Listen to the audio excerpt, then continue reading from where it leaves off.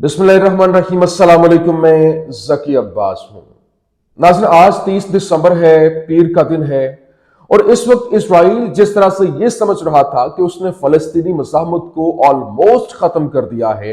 और फिर ना सिर्फ ये बल्कि फ़लस्तीन के बेशतर इलाके के ऊपर कंट्रोल भी कर लिया है, तो अब इसराइल को सरप्राइज पे सरप्राइज मिल रहा है। क्यों? क्योंकि फ़लस्तीनी मज़ाहमत एक बार फिर से ऑर्गेनाइज होते हुए हमले कर रही है। पहले जिस तरह से हमले किए जाते थे, कभी घात लगाकर हमले करना, कभी फिदाई हमले करना, और फिर इस तरह की नई नई टेक्निक्स के साथ, नई नई स्ट्रेटजीज के साथ फलस्तीनी मज़ाहमत जो है वो मैदान में आ चुकी है। और पिछले चंद दिनों से हमने देखा कि फलस्तीनी मज़ाहमत की जानिब से हमलों में मजीद तेजी लाई गई है कि एक दो जो इनके जंगजू हैं, दो दो तीन तीन टोलियों की शक्ल में वो हमला करते हैं और इजरायली अफवाज को निशाना बनाते हैं। अभी जिस तरह से रात के हमला हुआ और इजरायली फौज को निशाना बनाया गया, यहां तक कि जो फलस्तीनी मज़ाहमत है उसकी जानिब से फिदाई हमले जो है वो किए गए। और जिस तरह से रैमिंग ऑपरेशन की इतलात है, क्योंकि रैमिंग ऑपरेशंस होते हैं जिसमें आप किसी गाड़ी के थ्रू, कार, बस, बाइक, इसके थ्रू जो है वो आप हमला करते हैं, और बिल्कुल उसी को इस्तेमाल करते हुए अब यहां पर जो फलस्तीनी मज़ाहमत हमास की जानिब से जो यहां पर हमले जो है मजीद तेज कर दिए गए। एश्केलॉन के अंदर कल रात को यह हमला हुआ है और वहां पर एक बस को निशाना बनाया कि बस के थ्रू वो उन्होंने हिट किया है और एक बड़ी कार्रवाई हुई है। ये कैसे ऑपरेशन लॉन्च किया गया है, और फिर साथ ही साथ एक तरफ तो यहां पर हमला हुआ, साथ ही उर्दन के जो जंगजू हैं वो भी जो इजराइल के अंदर दाखिल हो गए और वो बॉर्डर क्रॉस करते हुए कैसे वो अंदर दाखिल हुए, और वहां पर भी सर्च ऑपरेशन जारी, क्योंकि उधर से भी हमले जो है वो शुरू हो गए और जंगजू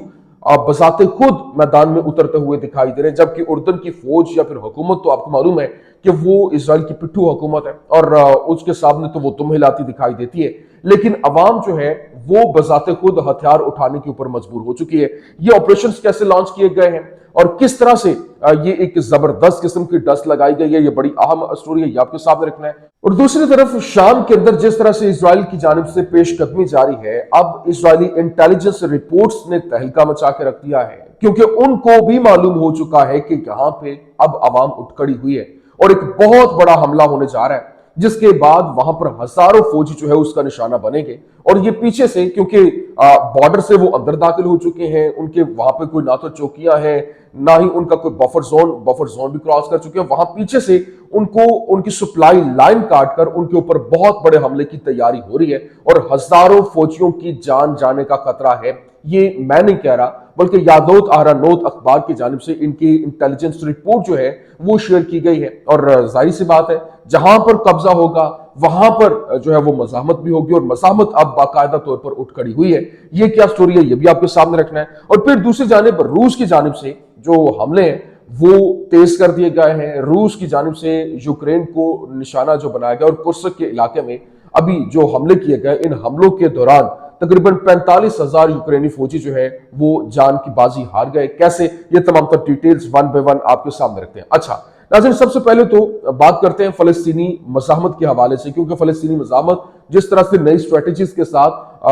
उतर रही है मैदान में, और जिस तरह से हमने देखा पिछले चंद दिनों के अंदर 4,000 जो मजीद इन्होंने भर्तियां भी की और जंगजू भर्ती हुए, और वो लोग जो अपने माँ, बहन, बेटी, भाई, बुजुर्ग जो उनके मारे गए थे, खानदान के खानदान जो है वो मारे गए थे, वो जो बच गए थे उन्होंने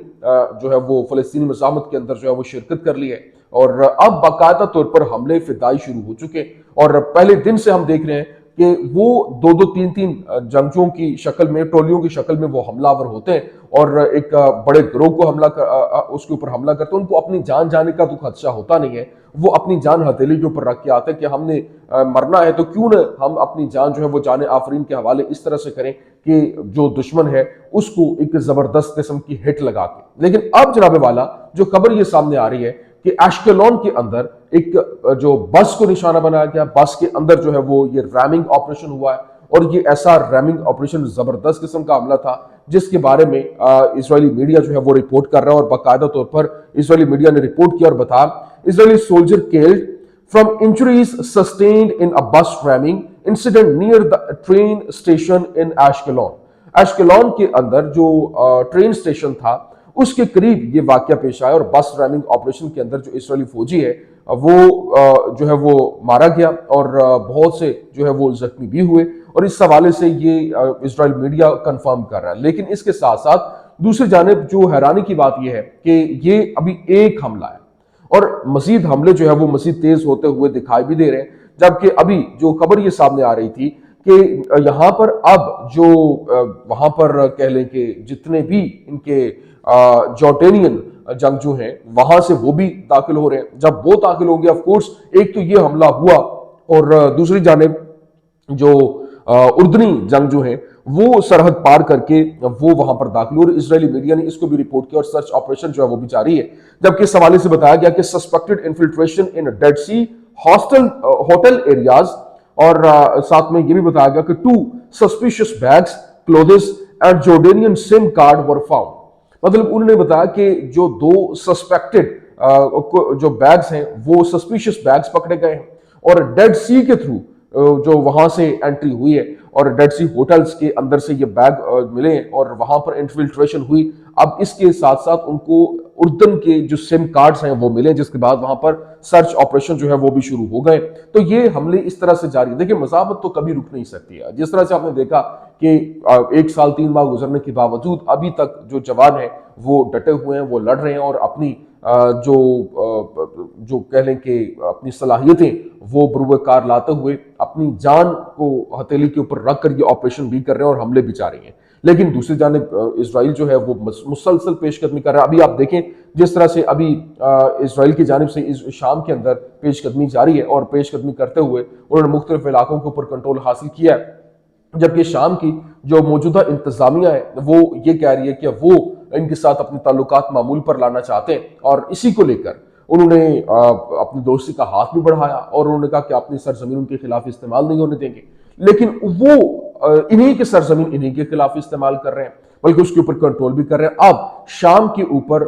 جو یہ ایک جنگ مسلط ہو رہی ہے اس میں مزاحمت جو ہے وہ اٹھ کھڑی اور عوام ہی مزاحمت بنتے ہوئے دکھائی دے رہے ہیں۔ ابھی جس طرح سے ایک جو یادوت اہرانوت اخبار ہے اس کی جانب سے، اسرائیلی اخبار کی جانب سے ایک پورے کا پورا آرٹیکل پبلش کیا گیا جس میں اس نے بتایا کہ کیسے جو ہے وہ شام کے اندر گھسنا اسرائیل کے لیے مزید مشکلات پیدا کر سکتا ہے، اور اسرائیل کے ہزاروں فوجی جو ہیں وہ اس کا نشانہ بن سکتے ہیں۔ کیوں؟ کیونکہ مزاحمت کی جانب سے آپریشن تیار ہے اور وہ ایک بہت بڑے پیمانے کے اوپر حملہ کرنے جا رہے ہیں، اور سپلائی لائن جو ہے وہ پیچھے سے کاٹی جا سکتی ہے، بارڈر کے تھرو پیچھے سے گھیرا ڈال کر ایک بہت بڑا حملہ جو ہے وہ تیار ہے۔ ابھی میں آپ کو اس کی جو ہیڈ لائن ہے وہ اپنے سامنے رکھ دیتا ہوں، پھر اس کی ڈیٹیل آپ کو بتاتا ہوں۔ انہوں نے کہا جی matter of time before I of in Gilon attacked Israeli media. Israeli media نے بتایا کہ جو میٹر آف ٹائم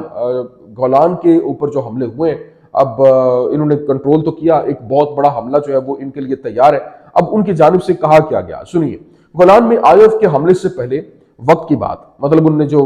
بتایا کہ اسرائیلی میڈیا، اسرائیلی اخبار جو یادوت اہرانوت ہے اس نے اس بات کی نشاندہی کی ہے کہ شام کے گولان میں اسرائیلی افواج پر جلد یا بدیر حملہ ہو جائے گا، اور یہ بہت بڑا حملہ ہوگا۔ اسرائیلی اخبار نے بتایا، یادوت اہرانوت نے رپورٹ کیا کہ یہاں پر اتوار کے روز کنفرم کرتے ہوئے اس نے اطلاع دی کہ اسرائیلی افواج کے اندر گولان سے شام میں اس کی افواج پر ممکنہ حملوں کے بارے میں خدشات بڑھ رہے ہیں، اور اسرائیلی انٹیلیجنس کے مطابق بعض گروہ وہاں تعینات فوجیوں کو نشانہ بنانے کے لیے علاقے تک پہنچنے کے ارادے ظاہر کر رہے ہیں۔ اور افسر نے مزید یہ بھی کہا کہ اس طرح کا واقعہ سب کچھ خراب کر دے گا اور فوجیوں کو شام میں ان کے مشن کی اہمیت کی وضاحت کرنے میں دشواری کو اجاگر کرتا ہے۔ یہاں کوئی دشمن نہیں ہے اور ہم بامانی آپریشن یا مشن نہیں کر رہے۔ ساری صورتحال بیکار محسوس ہوتی ہے، اور اس نے کہا کہ رپورٹ میں ہمارے جو اسرائیلی فوجی ہیں ان کی طرف سے مقبوضہ علاقہ جو ہے وہ جس طرح سے انہوں نے کنٹرول حاصل وہاں پر کیا ہے، اور کنٹرول گولان کے اندر پرانے سوویت دور کے جو ٹینکس ہیں ان سے لے کر وہاں جدید اینٹی ٹینک میسائل، مارٹر اور اس کے ساتھ گولہ بارود تک بھاری مقدار میں ہتھیار جمع کرنے کی کوششیں بھی کی جا رہی ہیں۔ لیکن اس کے باوجود عوام جو ہے وہ اپنے تائیں ایک بہت بڑے پیمانے کے اوپر حملے کے لیے تیاری کر رہی ہے، کیونکہ ابھی تک مکمل طور پر انہوں نے ہتھیار کتنے بھی قبضے میں لے لیے ہوں گے، نو ڈاؤٹ وہ 6-7 علاقے جو ہیں جو بارڈر سے کراس ہوتے ہوئے وہاں پر انہوں نے حاصل تو کیا، اس کے اوپر کنٹرول تو کیا، لیکن ابھی یہ جو ہے وہ بہت بڑی تعداد میں عوام جو ہے وہ ان کے پاس ہتھیار بھی موجود ہیں اور وہ لڑنے کے لیے بھی تیار ہیں۔ ابھی جس طرح سے یہ ایک بہت بڑا بلو ہو سکتا ہے، اور یہ بہت بڑا جو کہہ لیں کہ ایک سیٹ بیک ہو سکتا ہے کہ اگر وہاں سے مزاحمت جو ہے وہ اٹھ کھڑی ہوتی ہے، اور یقینی طور پر جہاں پر بھی قبضہ ہوتا ہے آپ اندازہ کریں کہ حزب اللہ جو ہے وہ کیسے جو ہے وہ اسرائیل کی ناک کے نیچے وہ پنپنا شروع ہوتی ہے، اور ان کے اوپر جب حملے ہوتے ہیں تو وہ مزاحمت بن جاتی ہے۔ تو اسی طرح سے جہاں جہاں پر آپ فلسطینی مزاحمت کو دیکھ لیں، حماس دیکھ لیں، جتنے بھی یہ جب ان کے اوپر مسلط کر دیا جائے تو پھر لوگ جو ایک عام آدمی ہے وہ بھی اٹھ کھڑے ہوتے ہیں۔ ابھی دوسری جانب جو کہہ لیں کہ شام کو اب روس کی یاد آ گئی ہے، اور اس حوالے سے جو ایک اہم ترین ملاقات بھی ہوئی ہے، اور ملاقات میں باقاعدہ طور پر جو جولانی ہے اس نے جو رشیا کو شام کے اندر رہنے کے لیے کہا ہے۔ اس نے کہا کہ ہم نہیں چاہتے کہ آپ جو ہے وہ شام کو چھوڑ کے جائیں۔ اب باقاعدہ طور پر اسٹیٹمنٹ دیکھیے، اس نے کہا دمشق نہیں چاہتا کہ روس شام سے نکل جائے، ہم اسٹریٹجک مفادات سے جڑے ہوئے۔ شام میں نئے حکام کے رہنما احمد الشعراء نے کہا کہ دمشق میں نئے حکام نہیں چاہتے کہ روس شام سے نکل جائے، کیونکہ اس سے دونوں ممالک کے تعلقات کو نقصان پہنچے گا، اور شام کے روس کے ساتھ تصویراتی مفادات ہیں۔ روس دنیا کا دوسرا طاقتور ترین ملک ہے، اور اس کا دنیا میں ایک اہم ترین مقام ہے، اور یہ بیلنس آف پاور کے لیے بھی ضروری ہے۔ مطلب ان کو بھی پتا ہے کہ بیلنس آف پاور جو ہے وہ یہاں پر ہوگا تو پھر ہی معاملہ چلیں گے، اگر یہ نکل گیا تو پھر تو کچھ بھی ہو سکتا ہے، اور امریکہ اسرائیل جس طرح سے وہ پیش قدمی کر رہے ہیں وہ کرتے ہوئے دکھائی دیں گے۔ ابھی اس کے ساتھ ساتھ ابھی انتخابات کے حوالے سے اس نے بات کی، اس نے کہا کہ انتخابات کے انعقاد میں 4 سال لگ سکتے ہیں، اور ہمیں شام میں کسی بھی پرامن انتخابات کے انعقاد سے قبل ایک جامع مردم شماری کرنے کی ضرورت ہے۔ اور شام کی نئی انتظامیہ کے سربراہ احمد الشعراء جو پہلے الجولانی کے نام سے مشہور تھے، ابھی جو ہے وہ انہیں شام کے اندر انتخابات جو ہے وہ جلد ہوتے ہوئے نظر نہیں آ رہے۔ لیکن میں آپ کو یہ بتا دوں کہ اس وقت جو یہ تو ایک طرف معاملہ چل رہا ہے، لیکن دوسری طرف ایک بڑی لڑائی جو ہے وہ بھی جاری ہے، اور یہ اتنی بڑی تگڑی لڑائی ہے کہ جو دو ہی تو میجر سپاٹس ہیں، فلیش پوائنٹس بنے ہوئے ہیں۔ ایک جو ہے وہ مڈل ایسٹ ہے، اور دوسرا یوکرین رشیا وار ہے، اور یہ انتہائی شدت اب اختیار کرتے ہوئے دکھائی دے رہے ہیں، جبکہ اب باقاعدہ طور پر بتایا گیا کہ یہ حالات مزید تیزی کے ساتھ بگڑتے ہوئے دکھائی دے رہے ہیں۔ جبکہ ابھی سرگئی لاروف جو ہے وہ گزشتہ رات کو بات کر رہے تھے، اور انہوں نے بتایا کہ کیونکہ ٹرمپ کی جانب سے سجیسٹ کیا گیا ہے کہ 20 سال کے لیے نیٹو کے اندر جو یوکرین کی جو انٹری ہے اس کو پوسٹ پون کر دیا جائے، 20 سال کے بعد جو ہے وہ ہم اس میں نیٹو کے اندر شامل کر لیں۔ لیکن سرگئی لاروف نے جو وزیر خارجہ ہیں ان کے اس وقت کہہ لیں کہ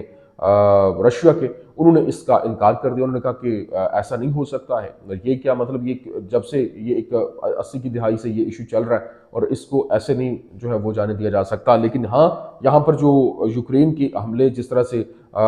رشیا کے اوپر جاری ہیں، اور وہ بھی بہت خطرناک ہے، ڈرونز حملے کیے جا رہے ہیں، اور وہ ڈرونز جو ہے وہ بلڈنگ کو ہٹ کر رہے ہیں جا کے، اور وہ 2-3 4 ڈرونز اکٹھے ہٹ کرتے ہیں، اور اس کے جوابی وار میں جس طرح سے مزید حملے تیز کر دیے گئے رشیا کی جانب سے، اور رشیا میں حملے جو اس طرح سے تیز کیے گئے ہیں کہ ان کے صرف کرسک کے علاقے کے اندر وہاں پر جو حملے ہیں اتنی شدت کے ساتھ ہوئے کہ 45,000 فوجی پچھلے 1 مہینے میں ان کے لقمہ اجل بن کے یوکرینی فوجی وہ مارے گئے، اور یہ مزید جو ہے وہ جنگ بڑھتی ہوئی دکھائی دے رہی ہے۔ اسی کو لے کر سرگئی لاروف نے یہ بھی کہا کہ یہ جنگ ان کو ختم ہوتی نظر نہیں آ رہی، اور اگلے 2 سال تک بھی یہ معاملات اگر اسی طرح سے چلتے ہیں تو وہ کسی حد تک بھی جانے کے لیے تیار ہے۔ مطلب کسی حد کا مطلب یہ ہے کہ وہ جو اپنے ہتھیار ہیں ان کا استعمال کرتے ہوئے وہ نیوکلیئر کا نام بھی لیتے ہیں، اور نیوکلیئر ظاہر سی بات ہے بار بار یہ نہیں کوئی کہے گا کہ ہم نیوکلیئر جو ہے وہ اس کا استعمال کر دیں گے، بلکہ وہ اس کو ایک طریقے کے ساتھ وہ کہ ہم کسی حد تک بھی جانیں، مطلب کسی حد تک کیا ہے، ایک لاسٹ حد یہی ہے۔ اب یہاں پر جو ایک اس کو صرف اور صرف 20 جنوری تک جو ہے وہ دیکھا جا رہا ہے کہ 20 جنوری تک کیا معاملات بنتے ہیں، اور اگر یہاں پر جو ٹرمپ کے آنے کے بعد معاملات کچھ ہوتے ہیں جو کہ بہت زیادہ توقع نہیں ہے، جو کہ رشیا بھی اس کو کہہ چکا ہے، اگر اسی طرح سے ہوتا ہے تو اس کا مطلب یہ ہے کہ حالات بہت تیزی کے ساتھ بدل جائیں گے، اور یہ جنگ جو ہے وہ ایک بہت خطرناک عالمی جنگ کے اندر کنورٹ ہو جائے گی، جس طرح سے ہنگری کے وزیر اعظم نے بھی کہا تھا۔ ابھی جو اورشنک ان کا ہتھیار ہے اس کو لے کر کہا جا رہا ہے کہ یہ سب سے طاقتور روایتی ہتھیار بن چکا ہے، اور انفو برکس جو اخبار ہے اس نے کہا کہ اپنی رفتار اور چال بازی کے ساتھ مل کر اورشنک اب تک کا سب سے طاقتور روایتی ہتھیار ہے، اور اس کی خصوصیات کی وجہ سے نئے روسی میزائل کو مار گرانا عملی طور پر ناممکن ہو چکا، اور یہ ایک بہت بڑا سنگ میل ہے جو کہ رشیا نے اچیو کیا، اور راشنک کے حوالے سے جس نے تہلکہ مچا کے رکھ دیا۔ یہ کچھ اہم ترین اپڈیٹس تھیں، میں نے کہا آپ کے سامنے رکھتے ہیں۔ امید کرتے ہیں ویڈیو آپ کو پسند آئی ہوگی، پسند آنے کی صورت میں لائک کیجیے، شیئر کیجیے اور ہمارے چینل کو سبسکرائب کرنا مت بھولیے گا۔ شکریہ۔